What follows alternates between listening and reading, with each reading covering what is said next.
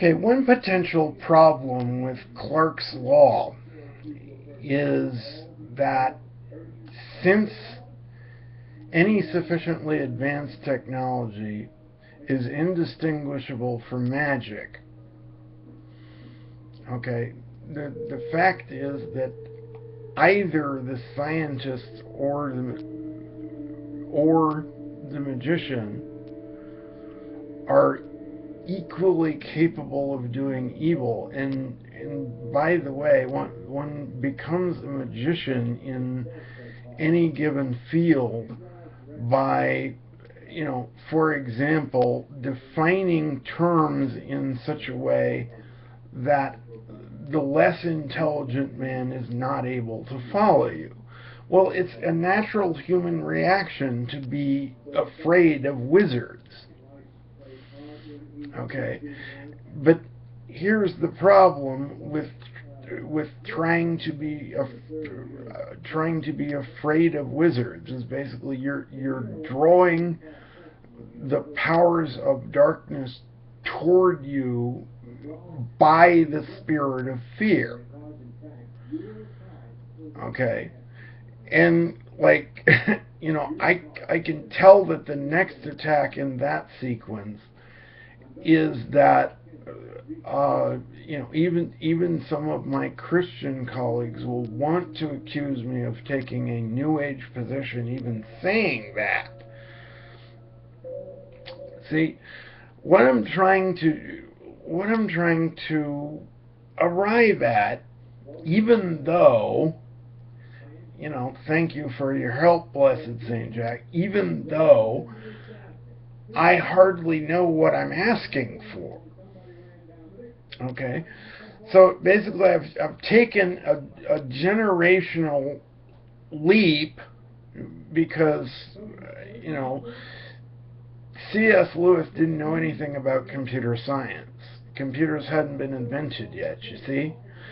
Okay, but even working with a piece of technology that hadn't been invented by Lewis's time, okay, and even doing the very best I can to throw my whole heart and my whole mind and my whole soul behind the gamble that I'm making that there really is a Jesus Christ who saved the entire world from sin. Okay, the problem is not whether I have proof of what I believe. The problem is that eventually I'm going to come across something that I don't believe or can't believe or simply can't understand enough to believe, whether it is the truth or whether it is a lie. Okay, Clarke's law. Clarke's law. Any sufficiently advanced technology is indistinguishable from magic.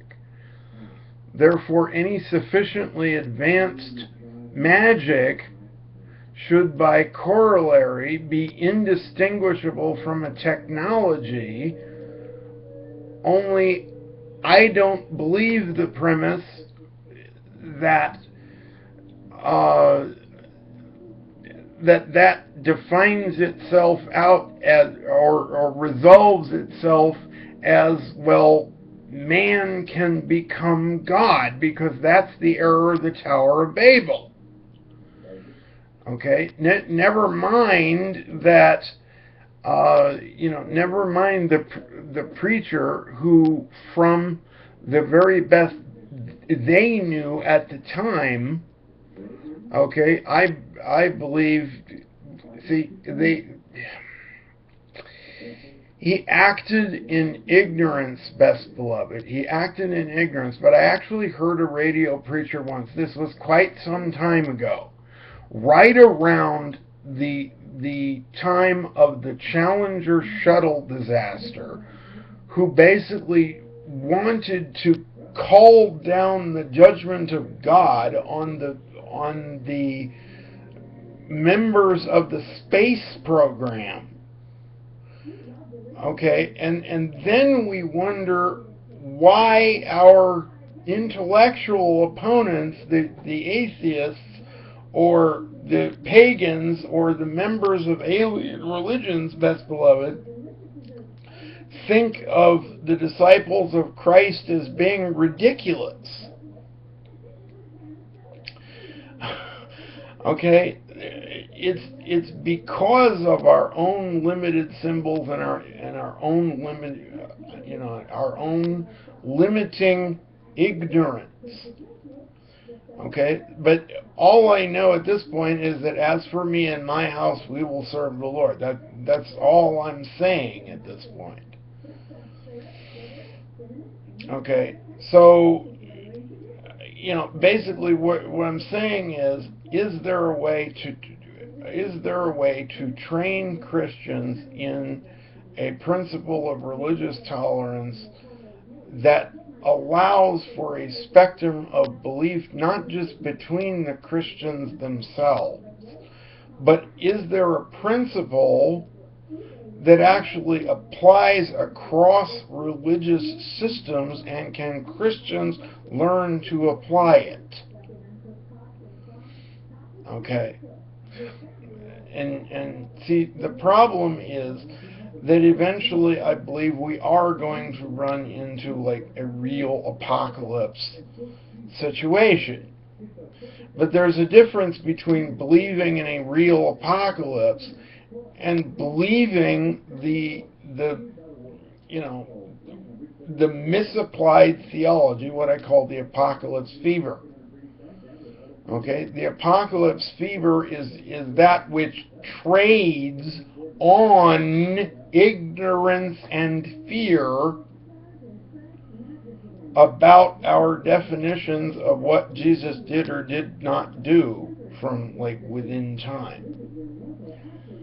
Okay, that's what I'm saying. I'm not saying that I that I agree with Joel Osteen or I agree with Roma Downey, or see, as individuals, I don't have the right to judge them. That's the dirty little secret. I don't have the right to judge them. Okay? I could go prove that by an exact Bible verse, but I'm going to leave that as an exercise for the student because I don't have the right to judge them. Okay? Here's the thing. If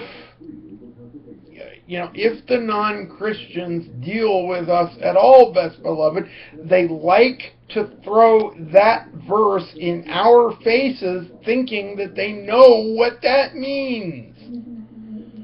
Okay? And I'm not even defining the principle of that verse as being explicitly Christian magic. I can't do that.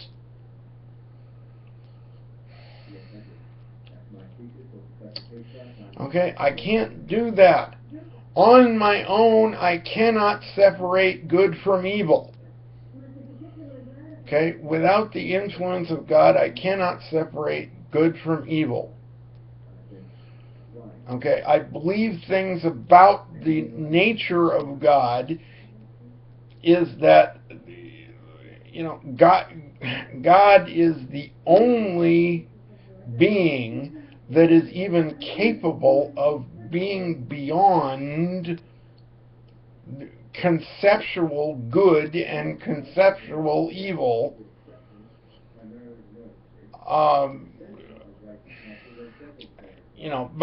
By definition, any system that you're attempting to define, you have to stand above it. Okay, but here's the thing. I don't understand the nature of eternity. I don't know what I'm asking for. I can't separate good and evil by myself without the influence of the Holy Spirit. Okay? And here's the thing. One of the offenses that just take the Darwinist atheist scientist camp for a moment. Those are the people I'm playing with today. And let's just take that camp for a moment.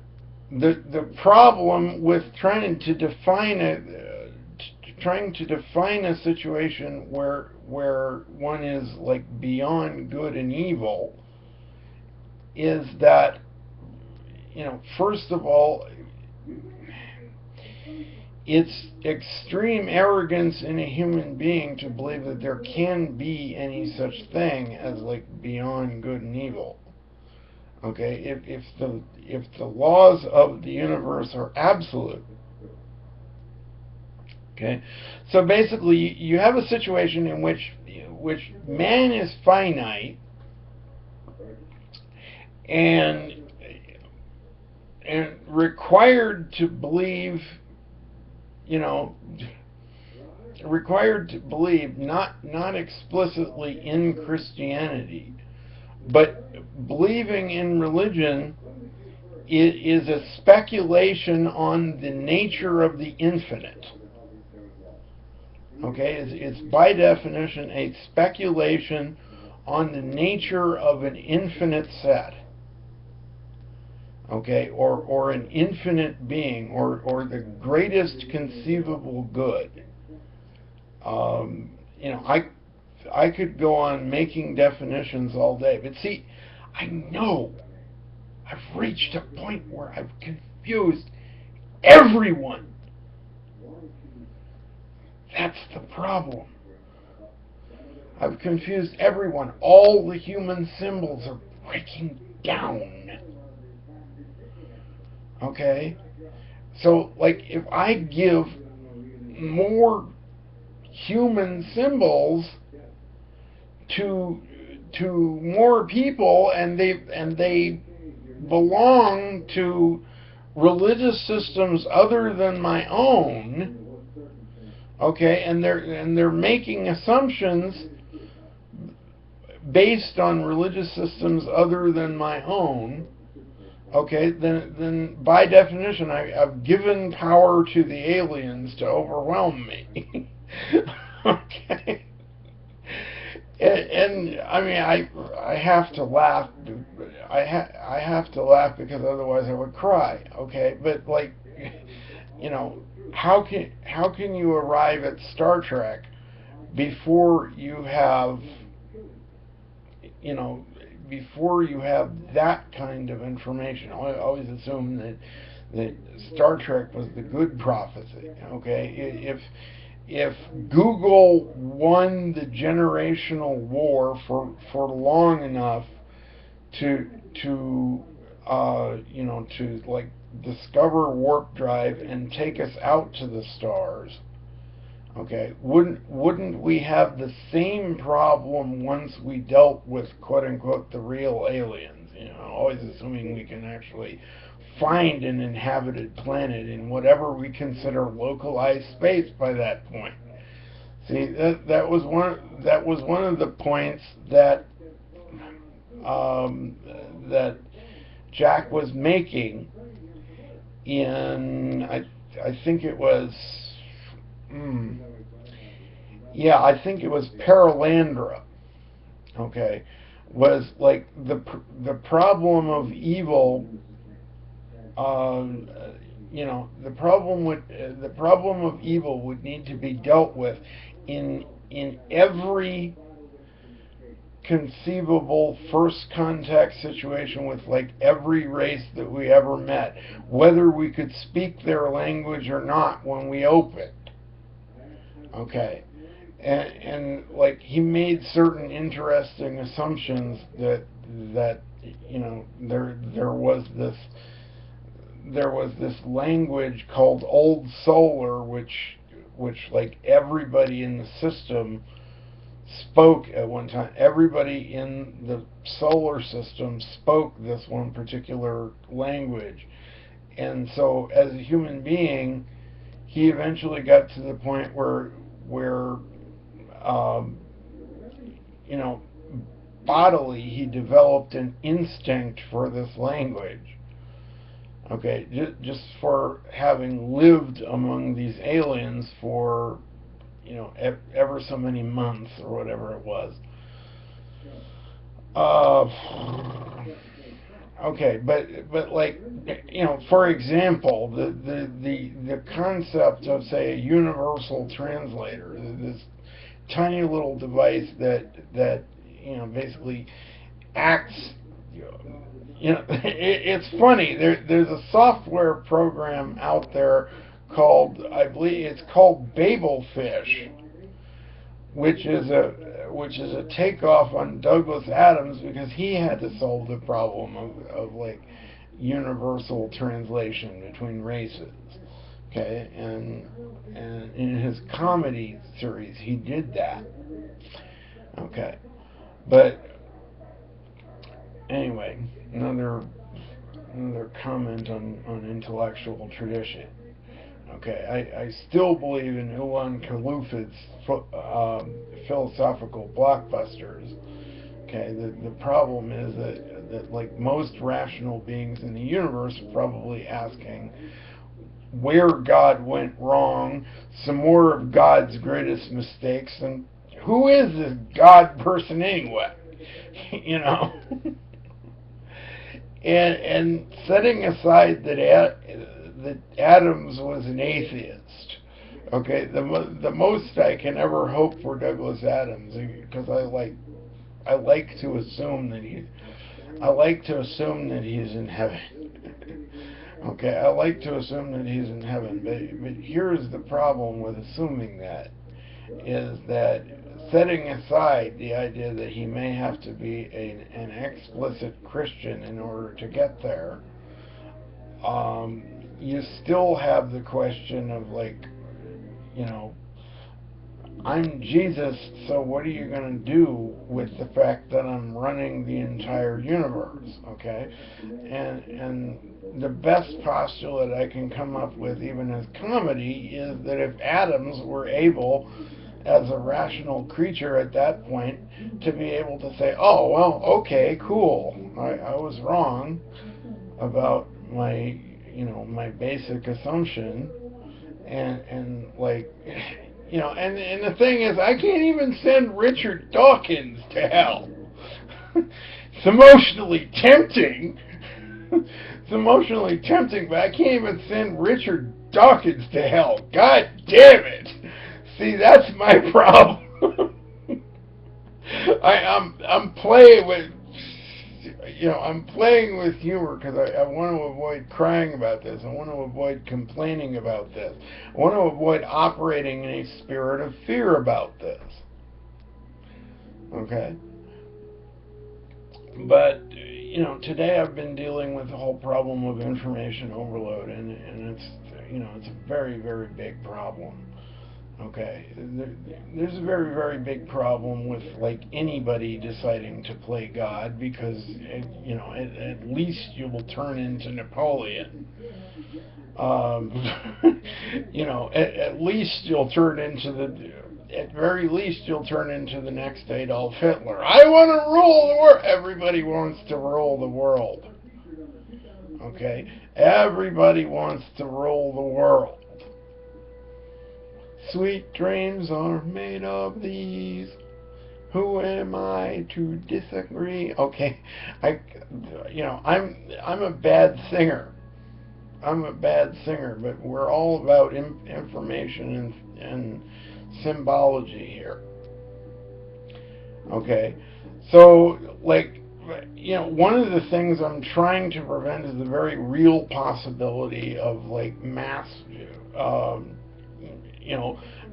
religionist genocide once the atheists take over the world, and that's just assuming one enemy in one particular system. Okay, and the thing is, Christians have a lot of declared enemies, folks. They have enemies among the witches. They have enemies, heaven defend me. We have enemies among the explicit Satanists, obviously. But the thing, we have enemies among the folks in the middle of the war, the folks who don't know what they believe. Okay, which I believe is like 90% of the problem with actually trying to succeed in the world. Um, you don't know what you believe. You're not really all in with anything, because the other problem with, like, the call to be all in with any particular cause is, my God, you're calling me to be an extremist, God damn it, and I'm not gonna do it. you know, here we go. Here we go. It's really, really, I'm having fun with this. It's a fun ride. Okay, it's a fun ride, but anyway, this is okay. Okay, let's see. All right, firewalls. Time for me to stop. That's just all there is to that. I'll go back and like retitle this thing later. Okay. Good night.